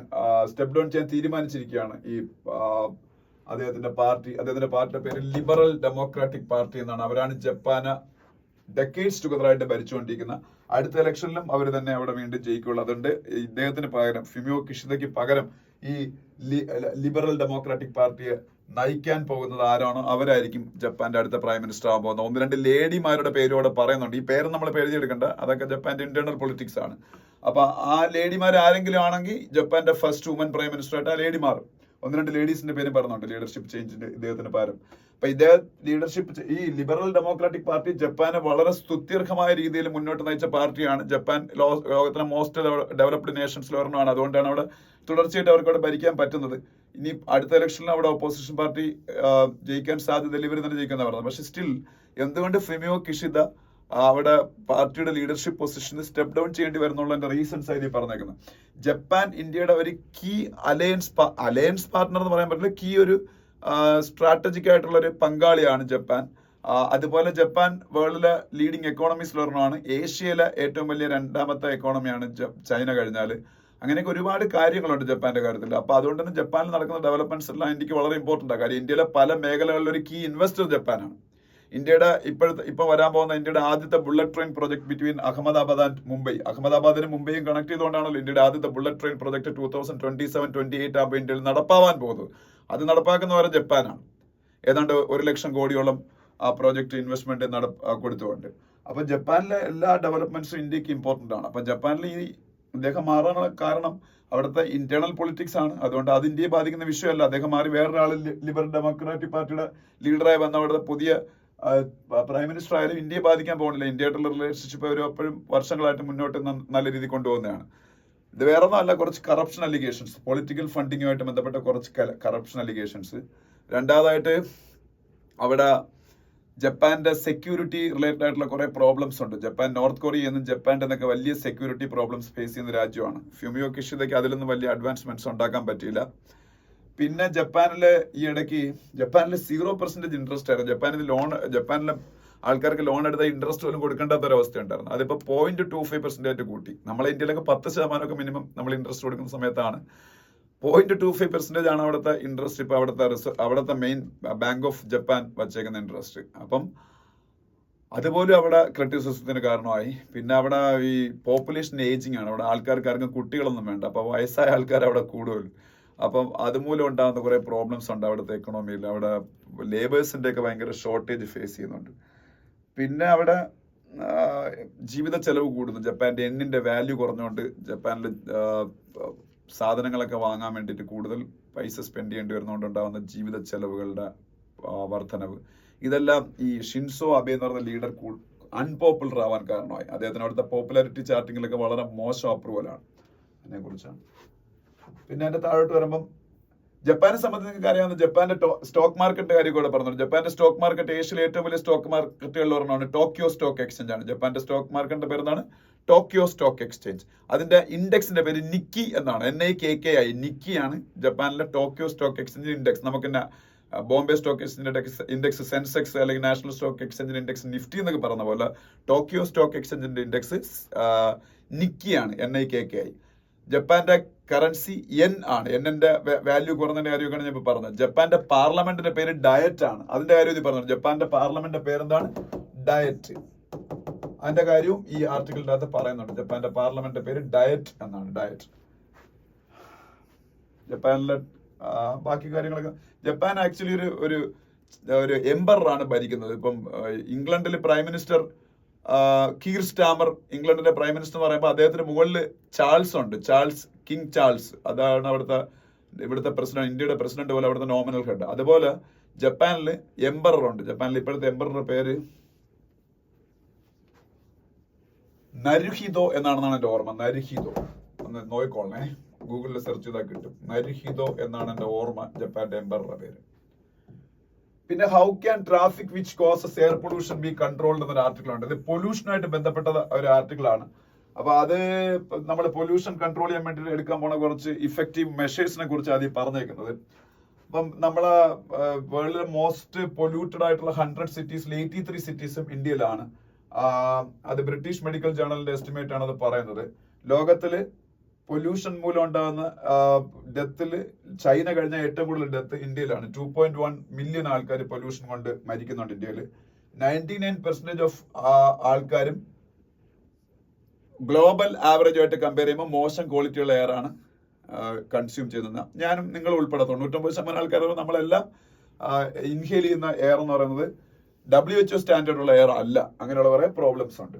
അപ്പൊ അതില് ഇന്ത്യയുടെ മൊത്തം പൊല്യൂഷന്റെ എയർ പൊല്യൂഷന്റെ 12% ഇന്ത്യയിലെ വാഹനങ്ങളാണ് കോൺട്രിബ്യൂട്ട് ചെയ്യുന്നത്, വെഹിക്കിൾസ് ആണ്.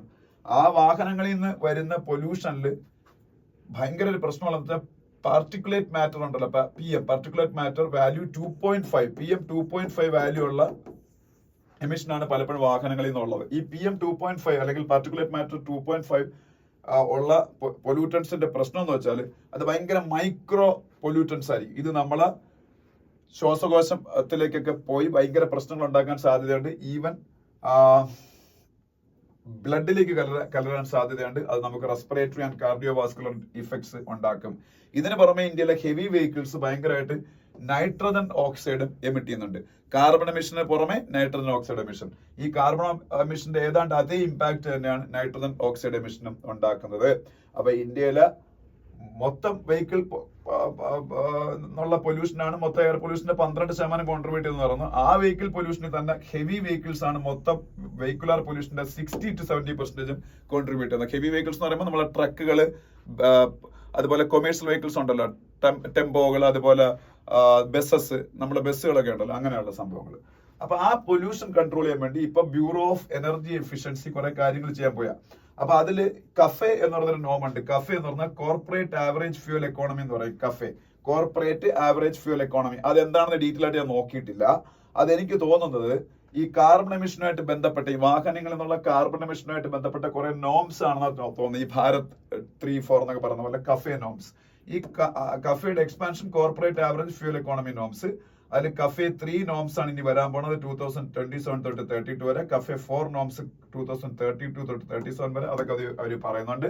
അതുപോലെ വെഹിക്കിൾസിൽ നിന്നുള്ള ആക്ച്വൽ ഫ്യൂൽ കൺസംഷനും കാർബൺ ഡൈ ഓക്സൈഡ് എമിഷനും കണ്ടുപിടിക്കാൻ വേണ്ടി India world light duty vehicle testing പ്രൊസീജിയറിലേക്ക് March 31, 2027 തൊട്ട് പോകാൻ പോയാണെന്നും പറയുന്നുണ്ട്. അങ്ങനെ കുറെ കാര്യങ്ങൾ ഇതിൽ പറയുന്നുണ്ട്. ഇതിന്റെ ഡീറ്റെയിൽസ് ഞാൻ നോക്കിയിട്ടില്ല. World light duty vehicle testing പ്രൊസീജിയറിലേക്കാണ് ഇന്ത്യ ഇനി പോകാൻ പോകുന്നത്. നമ്മൾ ഇന്ത്യയിൽ ഓൾറെഡി ഉണ്ടായിരുന്നത് എന്താണെന്ന് ഇവിടെ പറയുന്നുണ്ട്. മോഡിഫൈഡ് ഇന്ത്യ ഡ്രൈവിംഗ് സൈക്കിൾ എന്ന് പറയുന്നൊരു നോമായിരുന്നു. അത് മാറ്റിയിട്ടാണ് world light duty vehicle testing procedure വരാൻ പോകുന്നത്. അപ്പൊ അതിന്റെ കാര്യങ്ങൾ ഇവിടെ പറയുന്നുണ്ട്.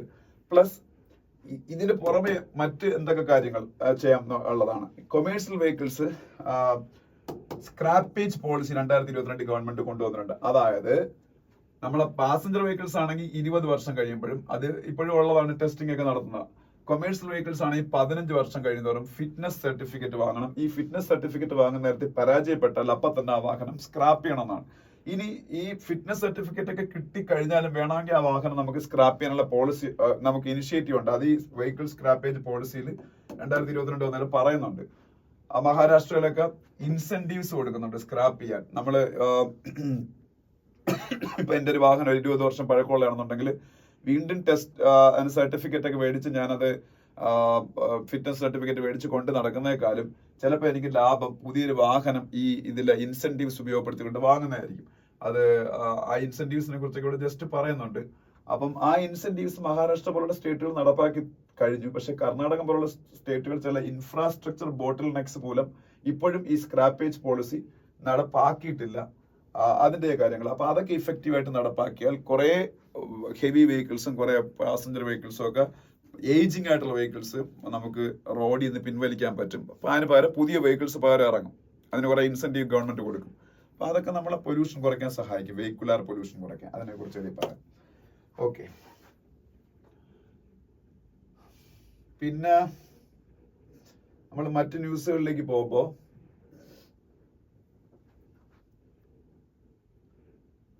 India emerging as A global hub of defence manufacturing. സത്യം തന്നെയാണ്. കാര്യം ഇന്ത്യ ഡിഫൻസ് റിലേറ്റഡ് ആയിട്ടുള്ള എക്യുപ്മെന്റ്സ് എല്ലാം ഇമ്പോർട്ട് ചെയ്തുകൊണ്ടിരുന്ന ഒരു രാജ്യമാണ്. ഇപ്പോഴും ഇമ്പോർട്ട് ചെയ്യുന്നുണ്ട്. പക്ഷേ ഇന്ത്യ കഴിഞ്ഞ വർഷം തന്നെ 21,000 crores ഡിഫൻസ് എക്സ്പോർട്ട് നടത്തി. ഈ വർഷത്തിന്റെ ഫസ്റ്റ് ക്വാർട്ടർ ആയി കഴിഞ്ഞപ്പോൾ തന്നെ ഏതാണ്ട് 6,000 crores കൂടുതൽ നമ്മൾ ഡിഫൻസ് എക്യുപ്മെന്റ്സിന്റെ എക്സ്പോർട്ട് നടത്തി കഴിഞ്ഞു. അപ്പൊ ഈ വർഷം കംപ്ലീറ്റ് ആവും മിക്കവാറും നമ്മൾ 25,000 crores എന്ന് പറയുന്ന മാജിക് ഫിഗർ ക്രോസ് ചെയ്യും എക്സ്പോർട്ടിന്റെ കാര്യത്തിൽ. ഏതിന്റെ? ഡിഫൻസ് റിലേറ്റഡ് ആയിട്ട് എക്യുപ്മെന്റ്സിന്റെ. നമ്മൾ ഇറക്കുമതി ചെയ്തുകൊണ്ടിരുന്ന ഒരു രാജ്യമാണ്, ഇപ്പോഴും ഇറക്കുമതി ചെയ്യുന്നുണ്ട്. പക്ഷേ സ്റ്റിൽ നമ്മൾ ഏതാണ്ട് 25,000 crores വില വരുന്ന വാല്യൂ വരുന്ന ഡിഫൻസ് എക്യുപ്മെന്റ്സ് എക്സ്പോർട്ട് ചെയ്യുന്നതിന്റെ പാതയിലാണ് ഈ വർഷത്തോടു കൂടി. അപ്പൊ കഴിഞ്ഞ വർഷം നമ്മൾ എത്ര എക്സ്പോർട്ട് ചെയ്തു? 21,083 crores ആണ്.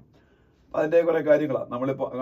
നമ്മളിപ്പോ ഈ വർഷം 25,000 crores അല്ല, മിക്കവാറും 30,000 crores വരെ റീച്ച് ചെയ്യാൻ സാധ്യതയുണ്ട്. കാര്യം ഓൾമോസ്റ്റ് 7,000 crore കഴിഞ്ഞ 3 മാസം കൊണ്ട് നമ്മൾ എക്സ്പോർട്ട് ചെയ്ത് കഴിഞ്ഞു, ഏപ്രിൽ മെയ് ജൂൺ കൊണ്ട്. അപ്പൊ അതൊക്കെ ഇന്നലെ പ്രൈം മിനിസ്റ്റർ ഇൻഡിപെൻഡൻസ് ഡേ സ്പീച്ചിൽ പറഞ്ഞ കാര്യങ്ങളാണ്. പിന്നെ ഇൻഡിജനൈസേഷൻ ഒരുപാട് നടപ്പാക്കുന്നുണ്ട്. ഒരുപാട് സാധനങ്ങൾ നമ്മൾ ഇന്ത്യക്ക് അകത്തേ ഇപ്പോൾ ഉത്പാദിപ്പിക്കുള്ളൂ, വെളിയിൽ നിന്ന് ഇറക്കുമതി ചെയ്യാൻ സമ്മതിക്കുന്നില്ല ഡിഫൻസിന്. പിന്നെ താഴോട്ട് വരുമ്പോ ബാക്കിയെല്ലാം ഇൻഡിപെൻഡൻസ് ഡേ സ്പീച്ചുമായിട്ട് ബന്ധപ്പെട്ട കാര്യങ്ങളാണ്. അതിനടുത്ത പേജിൽ പോകുമ്പോ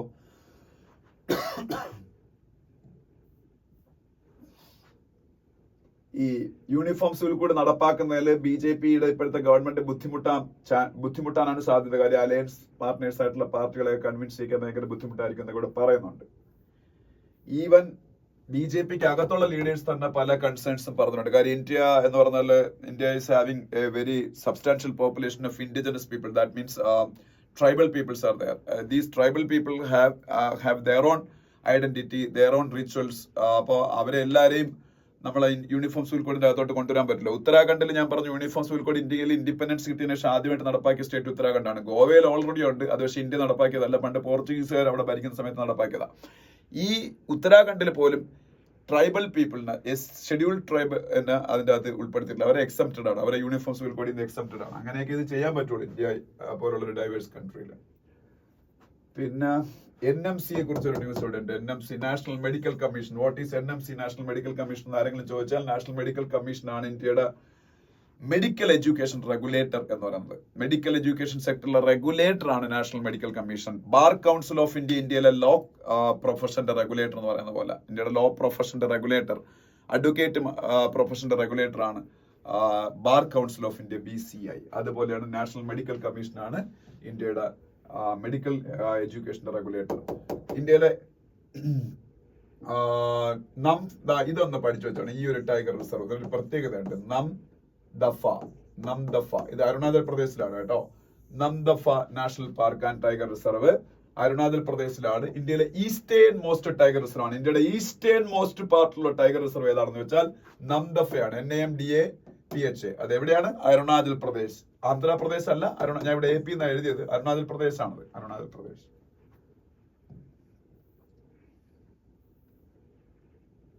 അടുത്ത 5 years കൊണ്ട് ഇന്ത്യയിൽ പുതുതായിട്ട് 75,000 ന്യൂ മെഡിക്കൽ സീറ്റുകൾ ക്രിയേറ്റ് ചെയ്യുന്ന നില ഇൻഡിപെൻഡൻസ് ഡേ സ്പീച്ചിൽ മോദി പറഞ്ഞിരിക്കുന്നു. അടുത്ത 5 years കൊണ്ട് 75,000 അഡീഷണൽ മെഡിക്കൽ സീറ്റ്സ്. ഞാൻ ഇന്നലെ ഒരു video Biju Nair fact checks എന്ന് പറഞ്ഞ ചാനലിൽ ഷോർട്ട് വീഡിയോ ഇട്ടിട്ടുണ്ട്. അതിൽ NIRF കുറിച്ച് പറയുന്നുണ്ട്. NIRF, national institutional ranking framework. NIRF, national institutional ranking framework. NIRF എന്ന് പറയുന്ന അനുസരിച്ച് NIRF ആണ് ഇന്ത്യയിലെ എഡ്യൂക്കേഷൻ മിനിസ്റ്ററുടെ അണ്ടറിലുള്ള ഒരു റാങ്കിംഗ് ആണ്. ഇന്ത്യയിലെ വിദ്യാഭ്യാസ സ്ഥാപനങ്ങളുടെ റാങ്കിംഗ് ഇവരാണ് കൊടുക്കുന്നത്. NIRF, national institutional ranking framework. ഇന്ത്യയിലെ ബെസ്റ്റ് മെഡിക്കൽ കോളേജ് എയിംസ് ഡൽഹിയും, ഇന്ത്യയുടെ ബെസ്റ്റ് വിദ്യാഭ്യാസ സ്ഥാപനം IIT മദ്രാസും, ഇന്ത്യയിലെ best engineering college again IIT Madras, ഇന്ത്യയുടെ best university Indian Institute of Science Bengaluru, ഇന്ത്യയുടെ best research institution again Indian Institute of Science Bengaluru, ഇന്ത്യയിലെ ബെസ്റ്റ് ലോ സ്കൂൾ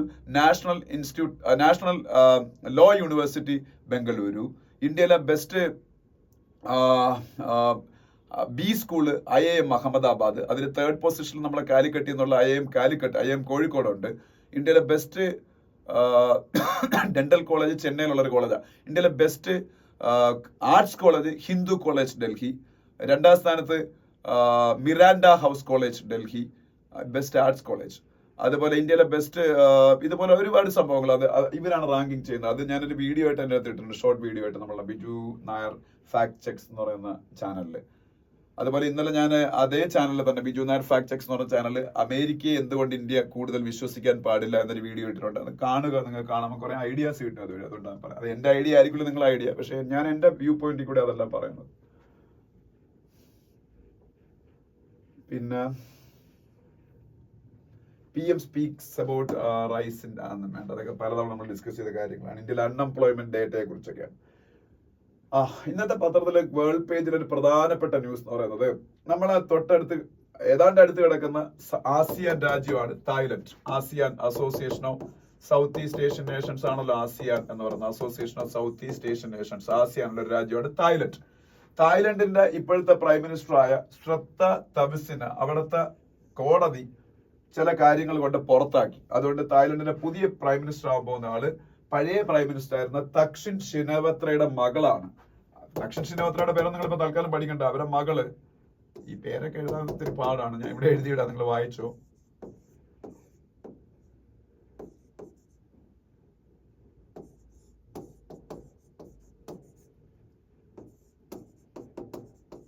ഒറ്റ പേരാണ്, കണ്ടില്ല, എല്ലാട്ട് എഴുതിയതേ ഉള്ളൂ. എന്താണ് പെറ്റോൺടാൻ ഷിനവത്ര, എങ്ങനെയാണ് വായിക്കുന്നത് എനിക്ക് അറിയാം. എന്തായാലും അവരാണ് അവിടുത്തെ തായ്ലൻഡിന്റെ പുതിയ വുമൻ പ്രൈം മിനിസ്റ്റർ ആയിട്ട് അവർ വരും. തായ്ലൻഡിന്റെ ക്യാപിറ്റൽ ബാങ്കോക്ക് ആണ്. ശ്രീലങ്കയിലെ പ്രസിഡൻഷ്യൽ ഇലക്ഷൻ September 21 നടക്കും. ശ്രീലങ്കയുടെ പ്രസിഡന്റ് ഇലക്ഷൻ. ഇപ്പൊ റാനിൽ വിക്രമസിംഗെയാണ് ശ്രീലങ്കയുടെ പ്രസിഡന്റ്. ശ്രീലങ്കയുടെ പ്രസിഡന്റ് ഇലക്ഷൻ ഇപ്പൊ അടുത്ത പ്രസിഡന്റ് കണ്ടുപിടിക്കാനുള്ള പ്രസിഡന്റ് ഇലക്ഷൻ നടക്കും September 21. പിന്നെ വിയറ്റ്നാമിന്റെ പ്രസിഡന്റ് ടു ലാം ആണെന്ന് പഠിച്ചു വെച്ചാൽ, വിയറ്റ്നാമിന്റെ പ്രസിഡന്റ് ടു ലാം ആണ്. വിയറ്റ്നാമിന്റെ പ്രൈം മിനിസ്റ്റർ ഇടയ്ക്ക് ഇന്ത്യ വിസിറ്റ് ചെയ്തായിരുന്നു. പ്രസിഡന്റ് ആണ് അവിടെ ഏറ്റവും വലിയ പൊസിഷൻ. പ്രസിഡന്റ് ചൈന വിസിറ്റ് ചെയ്യാൻ പോകുന്നതിനെ കുറിച്ചുള്ള ന്യൂസ് ആണ്. President of Vietnam To Lam, TOLAM. വെനിസ്വേലയുടെ പ്രസിഡന്റ് നിക്കോളാസ് മഡൂരോ. ഈ ഇടയ്ക്ക് ഞാൻ അങ്ങനെ കാര്യം ക്ലാസ്സിൽ പറഞ്ഞാണ്. നിക്കോളാസ് മഡൂരോ ഇപ്പൊ അവിടെ ഇലക്ഷൻ കഴിഞ്ഞായിരുന്നു, അതുമായിട്ട് ബന്ധപ്പെട്ട് നമ്മൾ പറഞ്ഞത്. പിന്നെ ഒളിമ്പിക്സ് പേജിലേക്ക് പോകുമ്പോൾ വിനേഷ് ഫോഗട്ടിന്റെ വെള്ളി മെഡൽ കിട്ടാൻ വേണ്ടിയിട്ടുള്ള അപ്പീൽ സ്പോർട്സിലെ കോർട്ട് ഓഫ് ആർബിട്രേഷൻ അത് റിജക്ട് ചെയ്തു. അവർക്ക് ഒരു മെഡലും കിട്ടൂല. അത് അന്നേ ക്രിസ്റ്റൽ ക്ലിയർ ആയിട്ടുള്ള കാര്യമായിരുന്നു. മെഡലൊന്നും അങ്ങനെ കിട്ടത്തില്ല. കാര്യം വൺസ് വെയിറ്റ് കാറ്റഗറി ക്രോസ് ചെയ്താൽ അവർ മെഡൽ കൊടുക്കൂല. അതാണല്ലോ ഇതുവരെയുള്ള റൂൾ. അത് വിനേഷ് ഫോഗട്ടിന് വേണ്ടി മാറ്റത്തില്ല. അപ്പോൾ court of arbitration for sports അവര് വിനേഷ് ഫോഗട്ടിന്റെ അപ്പീൽ റിജക്ട് ചെയ്തു. അതുപോലെ ശ്രീജേഷ്, ഇന്ത്യയുടെ ഏറ്റവും മികച്ച, ഇന്ത്യ സ്വാതന്ത്ര്യാനന്തര ഇന്ത്യ കണ്ട ഏറ്റവും മികച്ച ഗോൾ കീപ്പർ എന്ന് പറഞ്ഞ ഹോക്കിയിൽ ലെജൻഡറി ഗോൾ കീപ്പർ മലയാളിയായ ശ്രീജേഷ് റിട്ടയർ ചെയ്തു. ഒപ്പം അദ്ദേഹത്തിനോടൊപ്പം അദ്ദേഹത്തിന്റെ ജേഴ്സിയും റിട്ടയർ ചെയ്തു. 16 എന്ന് പറയുന്ന ജേഴ്സി ആയിരുന്നു അദ്ദേഹം യൂസ് ചെയ്തത്. ഇനി ഒരിക്കലും ഇന്ത്യക്കാരായ ഹോക്കി താരങ്ങൾക്ക് ആ ജേഴ്സി കൊടുക്കത്തില്ല. സച്ചിൻ ടെണ്ടുൽക്കറിന്റെ 10ഉം മഹേന്ദ്ര സിംഗ് ധോണിയുടെ 7 ആണെന്ന് എന്റെ ഓർമ്മ. ഇതുപോലെ ക്രിക്കറ്റിൽ നിന്നും റിമൂവ് ചെയ്തായിരുന്നു. ഇന്ത്യൻ താരങ്ങൾക്ക് ആർക്കും ഇനി 10 കൊടുക്കൂല. ടെണ്ടുൽക്കർ അത് യൂസ് ചെയ്തിരുന്നതുകൊണ്ട് അദ്ദേഹം റിട്ടയർ ആയപ്പോൾ ആ 10 കളഞ്ഞു. അതുപോലെ 16 ശ്രീജേഷിന്റെ ജേഴ്സി നമ്പർ ആയിരുന്നു. അത് വേണ്ടെന്ന് വെക്കുകയാണ് ഇന്ത്യൻ ഹോക്കി ടീം അദ്ദേഹത്തിനോടുള്ള ആദര സൂചകമായിട്ട്. 2036 ഒളിമ്പിക്സിന് വേണ്ടി ഇന്ത്യ ശ്രമിക്കും എന്ന് മോഡി പറഞ്ഞിരിക്കുന്നു. 2028 ലോസ് ആഞ്ചലസിൽ ഒളിമ്പിക്സ് നടക്കാൻ പോകണം. 32 എവിടെ വെച്ചാണെന്ന് എനിക്ക് എക്സാക്ട്ലി ഓർമ്മയില്ല. 36 ഒളിമ്പിക്സിന്റെ വെന്യൂ തീരുമാനിച്ചിട്ടുള്ള. അത് ഇന്ത്യക്ക് കിട്ടാനുള്ള സാധ്യതയുണ്ട്. ഇന്ത്യ അതിനു വേണ്ടി ശ്രമിക്കുകയാണ്. പിന്നെ PM-ന്റെ ഇൻഡിപെൻഡൻസ് ഡേ സ്പീച്ച് ഓൾറെഡി ഞാൻ പറഞ്ഞു. PM calls four secular civil code in independence day speech. അതിനെ കുറിച്ചൊക്കെ ഞാൻ പറഞ്ഞാണ്. അതുകൊണ്ട് ഡീറ്റെയിൽ ആയിട്ട് പറഞ്ഞിരുന്നത് ഹിന്ദുവിൽ എഡിറ്റോറിയലായിരുന്നു. ഞാൻ പറയാത്ത 2 കാര്യങ്ങളും കൂടെ ഇവിടെ ഉണ്ട്. ഒന്നെന്ന് പറയുന്നത് PM കുസും എന്ന് പറയുന്നൊരു സ്കീമുണ്ട്. PM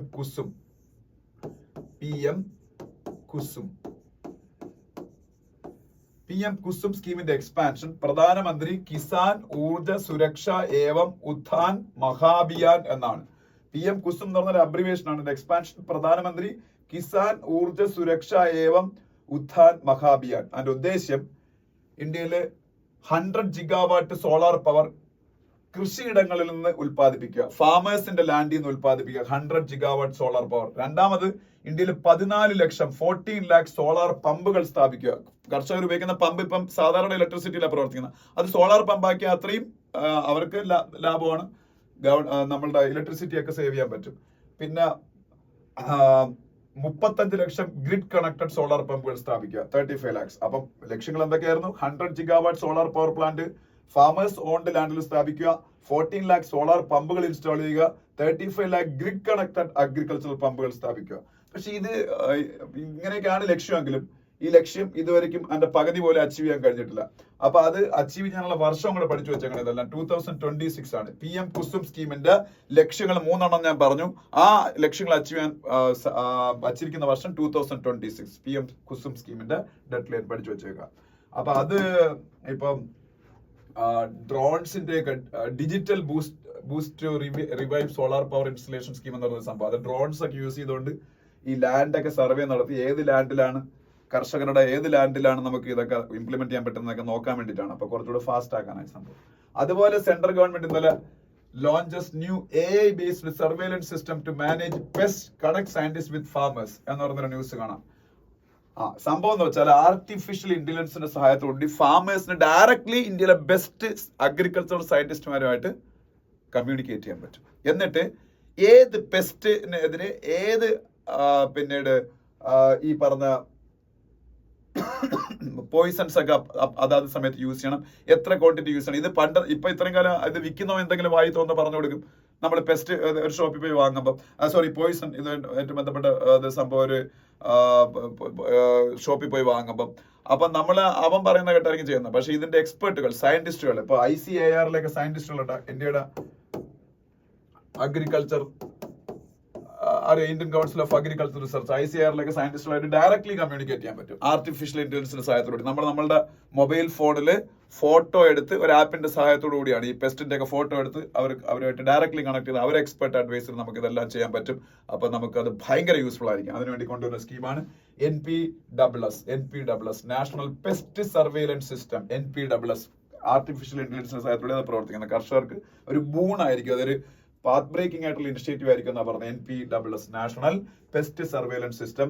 ഇന്നലെ അത് ഇനാഗുറേറ്റ് ചെയ്ത ഇന്ത്യയുടെ അഗ്രികൾച്ചർ മിനിസ്റ്റർ ആണ്. ആരാണ് ഇന്ത്യയുടെ അഗ്രികൾച്ചർ മിനിസ്റ്റർ? ശിവരാജ് സിംഗ് ചൗഹാൻ ഇന്ത്യയുടെ അഗ്രികൾച്ചർ മിനിസ്റ്റർ. ICAR അത് ഇനാഗുറേറ്റ് ചെയ്തത്. ICAR Indian council of agriculture research.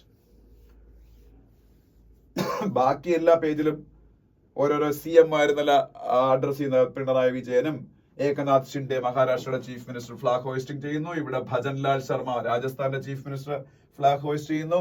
ഇവിടെ യോഗി ആദിത്യനാഥ് ഉത്തർപ്രദേശിന്റെ ചീഫ് മിനിസ്റ്റർ ഫ്ലാഗ് ഹോയിസ്റ്റ് ചെയ്യുന്നു. ഇവിടെ നിതീഷ് കുമാർ ബീഹാറിന്റെ ചീഫ് മിനിസ്റ്റർ ഫ്ലാഗ് ഹോയിസ്റ്റ് ചെയ്യുന്നു. ഇവിടെ സിദ്ധരാമയ്യ കർണാടകത്തിന്റെ ചീഫ് മിനിസ്റ്റർ ഫ്ലാഗ് ഹോയിസ്റ്റ് ചെയ്യുന്നു. ഇവിടെ ചന്ദ്രബാബു നായിഡു ആന്ധ്രയുടെ ചീഫ് മിനിസ്റ്റർ. ഇവിടെ തെലങ്കാനയുടെ ചീഫ് മിനിസ്റ്ററിന്റെ ഫോട്ടോ ഇല്ല, അത് രേവന്ത് റെഡ്ഡിയാണ്. അതെല്ലാം പിണറായിയുടെ ഫോട്ടോ ഫ്രണ്ട് പേജിലുണ്ട്. ഇവരൊക്കെ പിന്നീട് ഫ്ലാഗ് ഹോയിസ്റ്റ് ചെയ്യുന്ന ഫോട്ടോസ് ഒക്കെയാണ് അവിടെ ഉള്ളത്. ഇത്രയാണ് ഇന്നത്തെ ഹിന്ദു ന്യൂസ് പേപ്പർ. കഴിഞ്ഞ കുറെ ദിവസത്തിന് ശേഷം നമ്മൾ വീണ്ടും സ്റ്റാർട്ട് ചെയ്തതാണ്. നിങ്ങൾ എല്ലാവരും എൻ്റെ ക്ലാസ്സിനെ ഒരുപാട് എന്താ പറയുന്നത് സപ്പോർട്ട് ചെയ്യുന്നുണ്ട്. പക്ഷെ നിങ്ങൾ ഇനി ഒരു കാര്യം കൂടെ ചെയ്ത് സപ്പോർട്ട് ചെയ്യണം. എല്ലാവരും ഈ ക്ലാസ്സിന്റെ കാര്യം എല്ലാവരിലേക്ക് എത്തിക്കാൻ വേണ്ടി കൂടുതൽ ഈ വീഡിയോ ഷെയർ ചെയ്യണം, ലൈക്ക് ചെയ്യുക, അതുപോലെ എന്തെങ്കിലും കമന്റ്സ് ഉള്ളതെല്ലാം പറയുക. അപ്പോൾ നമുക്ക് ഡയറക്ട്ലി അങ്ങനെ ഒരു കണക്ഷൻ ഉണ്ടാവും. Thank you so much for watching the video. നാളെയും നമുക്ക് ഈ ക്ലാസ് തുടർന്ന് കൊണ്ടുപോകാൻ പറ്റുമെന്ന് എനിക്ക് തോന്നുന്നു. വേറെ ഫിസിക്കൽ പ്രോബ്ലംസ് ഒന്നും ഇല്ലെങ്കിൽ. Thank you.